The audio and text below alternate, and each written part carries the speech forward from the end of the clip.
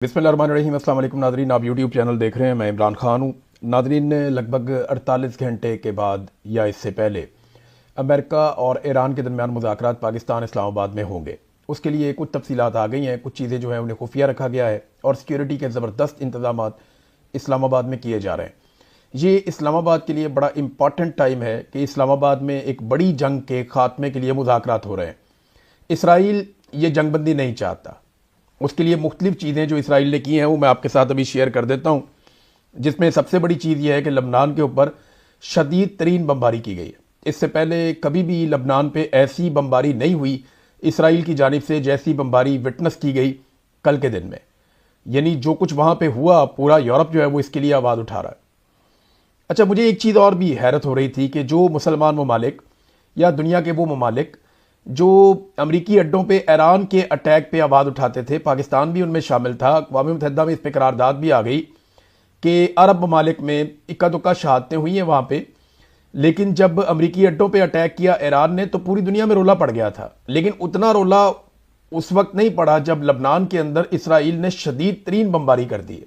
तो गरीब का दोस्त नहीं होता। मुझे ऐसा लगता है कि मौजूदा दौर में इन हालात में मईशत ही सबसे बड़ी चीज़ है। अरब ममालिक की मईशत बहुत तगड़ी है, उनके पास बहुत सारे पैसे हैं, बहुत सारे वसाइल हैं।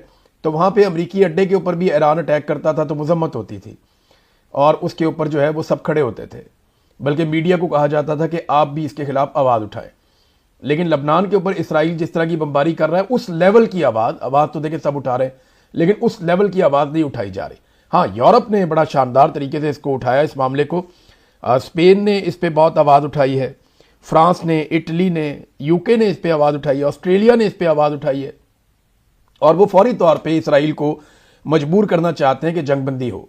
स्पेन ने तो यहाँ तक खबर आई है उनकी जानिब से कि वो तेहरान में अपनी एम्बेसी खोलने का ऐलान कर रहे हैं ताकि मामला बेहतरी की तरफ जाएं जंगबंदी के बाद।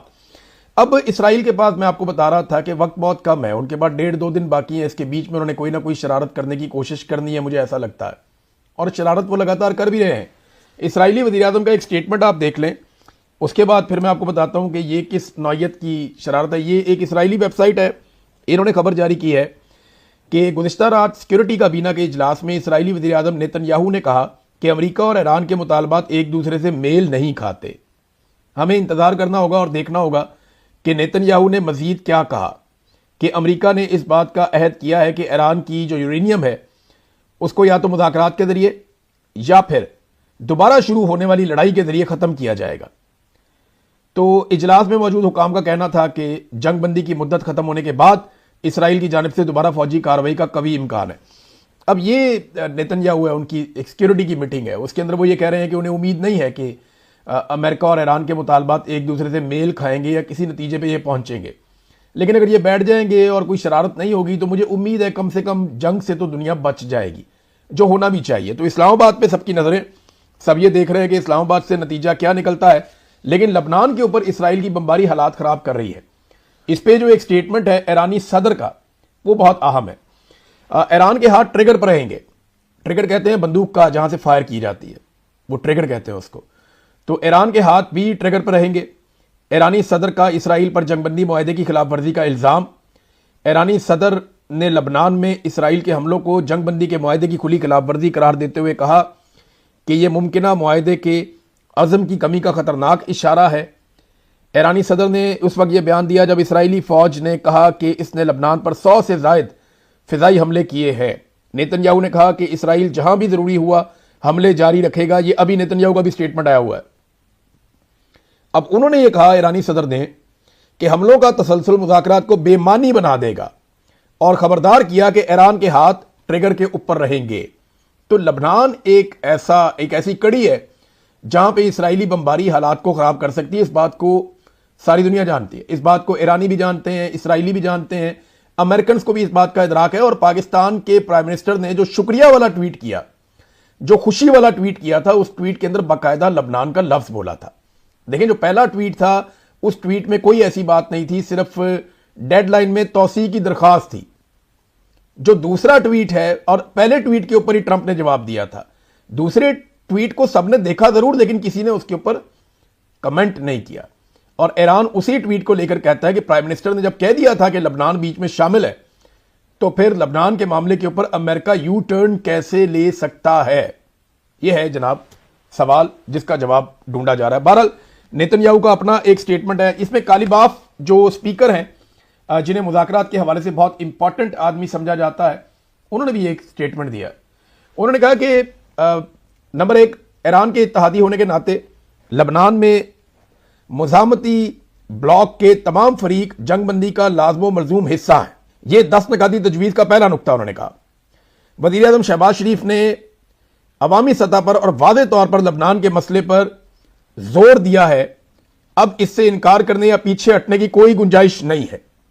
नंबर 3, उन्होंने कहा कि जंगबंदी की खिलाफ वर्जियों की वाज़ेह कीमत चुकानी पड़ेगी और उनका भरपूर जवाब दिया जाएगा। इस आग को फौरी तौर पर बुझाएं। जबकि नेतन्याहू कह रहा है कि हम हर जगह पीछे जाएंगे हिजबुल्लाह के और पूरी ताकत के साथ उसको कुचलेंगे। अब इस तरह तो फिर जंगबंदी नहीं होती है। अमेरिका को हर हाल में इसराइल को रोकना पड़ेगा। और इसराइल की आप हरकतें चेक करें, ये जनाब इसराइल के वज़ीर आज़म का स्टेटमेंट है, नेतन्याहू का।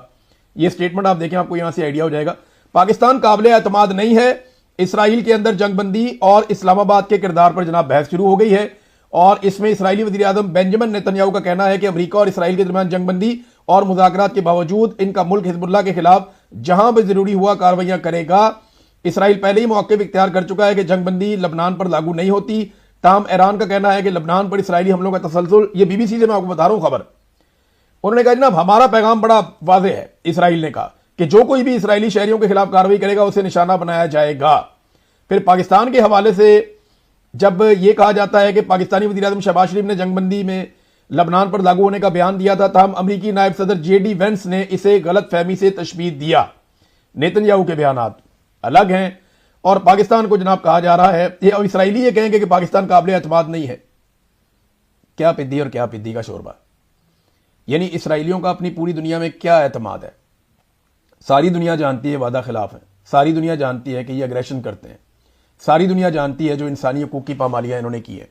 तो अब ये तो पाकिस्तान को सर्टिफिकेट नहीं दे सकते ना। सारी दुनिया बोले, कोई भी बोले हमारे खिलाफ या हमारे बारे में बात करे, इसराइल तो बात ना करे ना, उनका तो बनता ही नहीं है। वो एतमाद की, एतबार की, इन चीजों की या इखलाकियात की या ह्यूमन राइट्स की बात वो इसराइल नहीं कर सकता, बाकी दुनिया कर सकती है। तो उल्टा चोर कोतवाल को डांटे, ये तो नहीं हो सकता। बहरहाल पाकिस्तान का अपना एक रोल है, पाकिस्तान प्ले कर रहा है, लेकिन पाकिस्तान की गवर्नमेंट जो है ना, ये इन्होंने कसम खाई है कि इन्होंने कंट्रोवर्सीज में ही रहना है। एक गलती हो गई है, उससे इनको आगे बढ़ना चाहिए था। अब ये बार बार उसके ऊपर स्टेटमेंट जारी करके अपने आप को मजीद शर्मिंदा करवा रहे हैं। ये कॉपी पेस्ट वाला जो ट्वीट है शहबाज शरीफ का, उस पर एक वजाहत आई है। अब हुकूमती मौक़िफ़ है, पढ़ के सुनाना मेरी रिस्पॉन्सिबिलिटी है। वो ये कहते हैं कि वज़ीर आज़म की ट्वीट पर झूठा प्रोपेगेंडा किया जा रहा है। सरकारी तर्जुमान वज़ीर आज़म का ट्विटर हैंडल उनकी टीम देखती है, जिसे मुख्तलिफ मौके पर अलग अलग ड्राफ्ट मिलते हैं। रिटायर्ड ब्यूरोक्रेट ये कह रहे हैं जनाब, जिस टीम ने ये ट्वीट किया उसे एहसास हो गया तो गलती की फौरन तस्हीह कर दी गई। मामूल के मुताबिक ऐसा ही होता है। वज़ीर आज़म के इसी ट्वीट के बाद ईरानी वज़ीर खारजा अब्बास अरागची ने मुस्बत पैगाम भेजा और जंगबंदी पर आमादगी जाहिर की।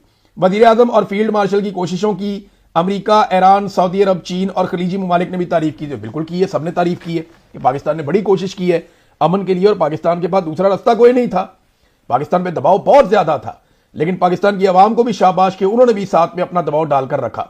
बैरूनी दबाव के मुकाबले में पाकिस्तानी आवाम ने अपना दबाव डालकर रखा, जिसके नतीजे में पाकिस्तान किसी तनाज़े का हिस्सा बनने के बजाय उसके हल के लिए एक मुस्बत सिमत में पाकिस्तान आगे बढ़ा, जो बड़ी अच्छी बात है। लेकिन अब मैं आपको एक और खबर दिखाता हूं। आप ये दावा कर रहे हैं कि जनाब ये तो हमारा अपना ट्वीट था, तो हम ही ने किया था। तो जब आप दावा करेंगे तो फिर दूसरी तरफ से जवाब आएगा। ये जनाब न्यूयॉर्क टाइम की खबर है। न्यूयॉर्क टाइम की खबर क्या कह रही है, अब जाके केस कर दें न्यूयॉर्क टाइम पे। इसके हवाले पाकिस्तान की गवर्नमेंट बहुत देती भी रही है माजी में, और अब अमेरिकी मीडिया के ऊपर यह खबर चल रही है। खबर यह है कि व्हाइट हाउस जानता था पहले से ही पाकिस्तान के वजीर आजम की जानिब से सीज फायर वाले पोस्ट के बारे में, इससे पहले कि उसे पोस्ट किया जाता। अब इसमें जो लफ्ज इस्तेमाल किए गए, already seen and signed of on the statement before mister Sharif posted it. इससे पहले कि शहबाज शरीफ इस ट्वीट को पोस्ट करते, उससे पहले इसको ना सिर्फ पढ़ा गया बल्कि इसकी अप्रूवल दी गई। यहां तक तो चले अमेरिकी मीडिया पहुंच गया। वो ये कह रहे हैं कि जनाब अप्रूवल अमेरिका से आई है शहबाज शरीफ की ट्वीट की, और उसके बाद फिर यह ट्वीट किया गया है। तो यह कोई बुरी बात नहीं है। आपस में मुल्क ऑफ द रिकॉर्ड बात करते रहते हैं। चीजें चलती रहती हैं। लेकिन बिला वजह किसी चीज को कॉपी पेस्ट कर देना बगैर पढ़े, ये नालायकी है, ये नहीं होनी चाहिए थी, स्पेशली प्राइम मिनिस्टर के अकाउंट से नहीं होनी चाहिए थी।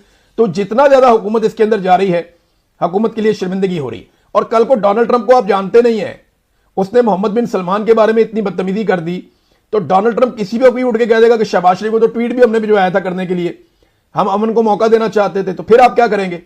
लिहाजा डोनाल्ड ट्रंप से बच के रहे। ये कोई भी स्टेटमेंट दे सकते हैं, खतरनाक आदमी है, ये मामले को कहीं भी ले जाएंगे।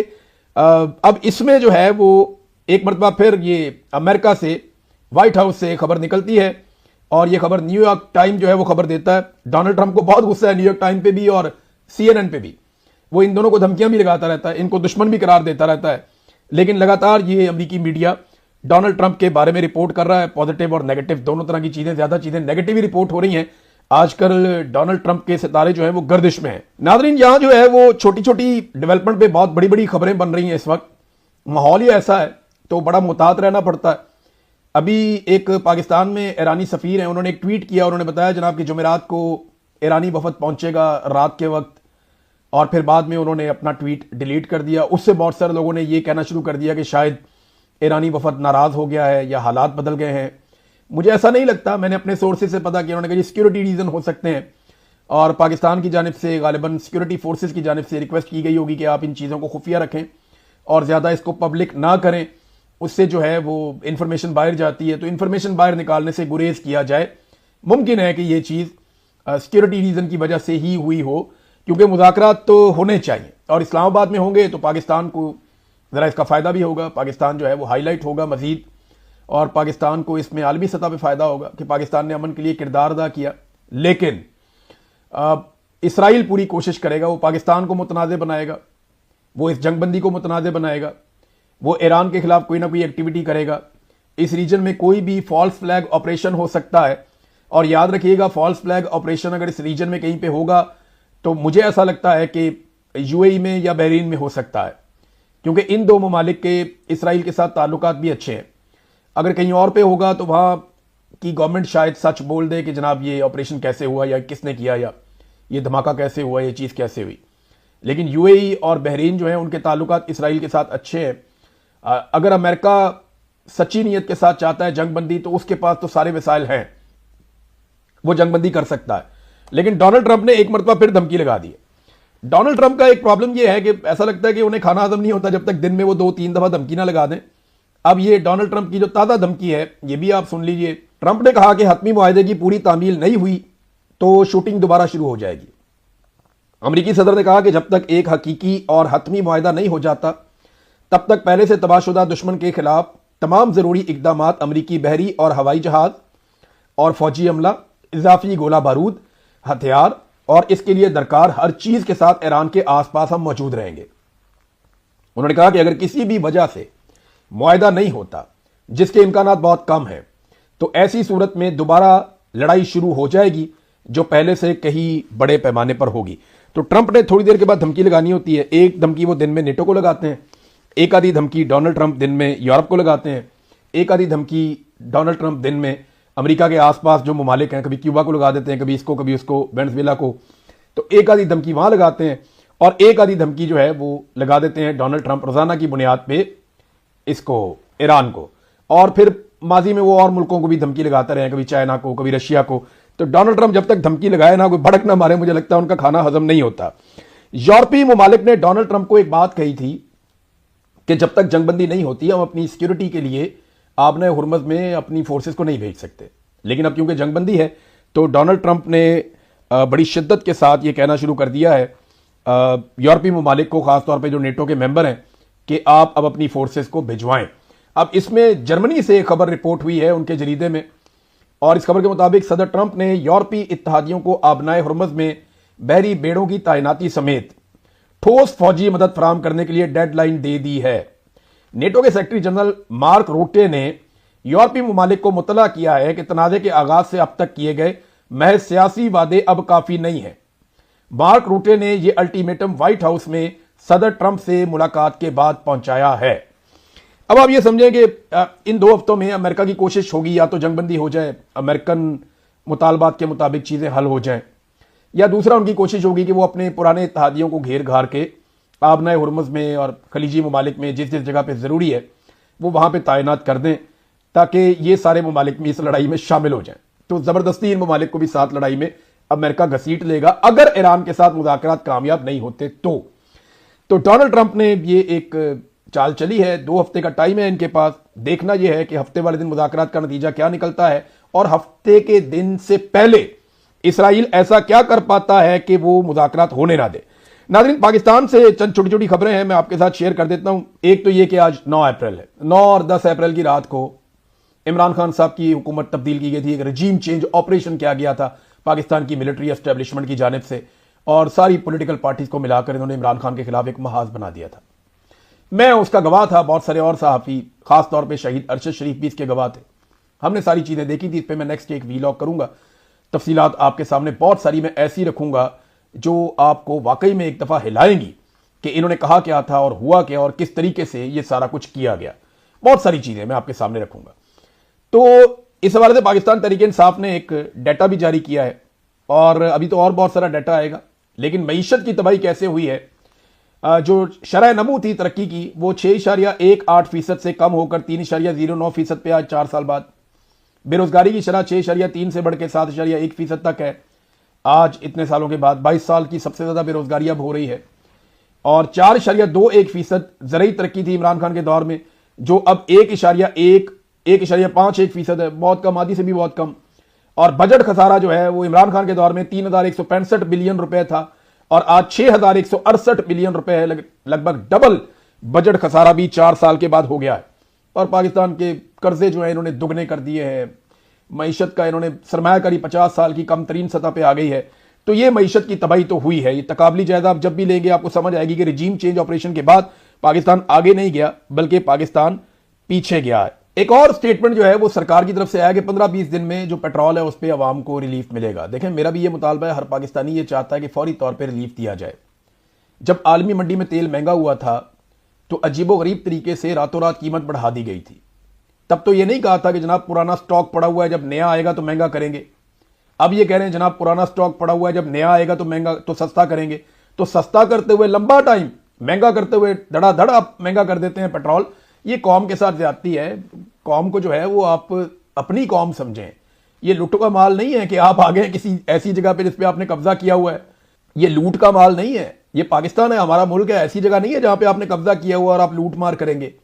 तो कौम को अपनी कौम समझें, आप इन्हें रिलीफ दें। आलमी मंडी में पेट्रोल की कीमतें कम हो रही हैं, इमरान खान के दौर से तो अभी भी बहुत कम है।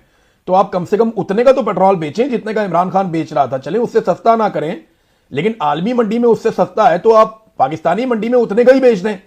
लेकिन ये कहते हैं जी अभी भी 15-20 दिन लगेंगे। मैं उम्मीद करता हूं कि हुकूमत होश के नाखून लेगी और जल्दी पेट्रोल सस्ता करेगी। असद उमर साहब ने होश के नाखून लेने के हवाले से मुझे याद आया, उन्होंने एक स्टेटमेंट दिया। ये स्टेटमेंट मैं आपको जरूर पढ़ के सुनाना चाहूंगा क्योंकि ये इंपॉर्टेंट है। ये स्टेटमेंट आप सुने, इसके बाद मैं वीलॉग खत्म करूंगा। ये आपने गौर से सुनना है असद उमर क्या कह रहे हैं और देखें पाकिस्तान के आगे निकलने का रास्ता भी यही है, और कोई रास्ता नहीं है हमारे पास। उन्होंने कहा कि वज़ीर-ए-आज़म शहबाज शरीफ और फील्ड मार्शल आसिम मुनीर के नाम खुला खत। ईरान जंग में जंगबंदी ने दुनिया भर में एक सुकून का एहसास पैदा किया है। हम उम्मीद और दुआ करते हैं कि यह जंगबंदी एक पायदार और मुस्तकिल अमन मुआहदे में तब्दील हो जाए। इस जंगबंदी को मुमकिन बनाने में पाकिस्तान के किरदार को आलमी सतह पर सराहा गया है। इसको मुमकिन बनाने में आपकी क़यादत काबिल तारीफ है। सबसे बढ़कर यह जंगबंदी और इस पर दुनिया भर में आने वाला इंतहाई मुस्बत रद्द-ए-अमल बशमूल आलमी मालियाती और अजनास की मंडियों के इस बात को जाहिर करता है कि अमन और इस्तेहकाम किस कदर फ़वाइद लेकर आते हैं। आलमी पजीराई और पाकिस्तान की बढ़ती हुई अहमियत एक शानदार मौका है, ऐसा मौका जिसका हमें भरपूर फ़ायदा उठाना चाहिए। इसके लिए रियासत और मुआशरे के तमाम शोबों में मुसलसल और मरबूत कोशिशों की ज़रूरत होगी ताकि कौमी तामीर नौ का अमल शुरू हो जाए जो हमें सलामती और खुशहाली की तरफ ले जाए। इन तमाम कोशिशों में सबसे अहम और फौरी ज़रूरत पाकिस्तान के अंदर अमन और इस्तेहकाम को यकीनी बनाना है। हमारी सियासत में शदीद तकसीम मौजूद है और रियासत और शहरियों के दरमियान एतमाद का फुकदान खतरनाक हद तक बढ़ चुका है। अगर इसका अजाला ना किया गया तो खदशा है कि यह पैदा होने वाला मौका आर्जी साबित होगा और हम एक बार फिर इस पर अफसोस करेंगे कि क्या कुछ हासिल किया जा सकता था। बगैर किसी ताखीर के एक ऐसा इकदाम उठाया जाना चाहिए जिसके जरिए मुल्क को आगे बढ़ने के लिए इत्तफाक राय पैदा किया जाए, जिस पर तमाम अहम फ्रीकैन और सबसे बढ़कर पाकिस्तान के अवाम यकीन रखें और उसकी तायीद करें। वजीर आजम को इस इकदाम का ऐलान करना चाहिए और इसमें दर्ज झेल बुनियादी नुकात शामिल होने चाहिए। पहला, उन्होंने कहा कि इमरान खान और दीगर तमाम सियासी कैदियों की रिहाई, तमाम सियासी जमातों के दरमियान मुकालमे का आगाज, ताकि एक नया मिसाक जमहूरियत तैयार किया जा सके।